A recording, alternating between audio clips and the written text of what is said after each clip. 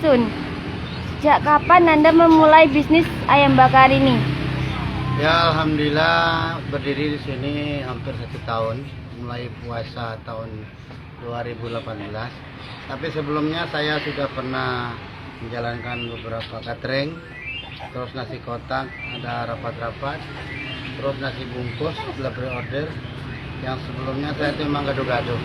Alhamdulillah saya menemukan daripada ayam bakar ini resepnya, banyak yang mengatakan enak, dan sudah 2 orang mengatakan ayam bakar paling enak di Banyuwangi. Saya jadi malu rasanya. Pelayanannya perlu dipelajari terus. Apakah di sini ini bahan-bahannya berkualitas?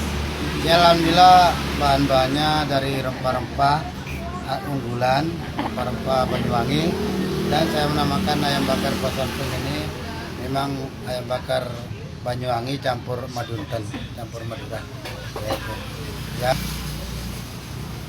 campuran ya kecap, gula, santan, dan kemiri, dan bumbu-bumbu rahasia lainnya. Guys, oke.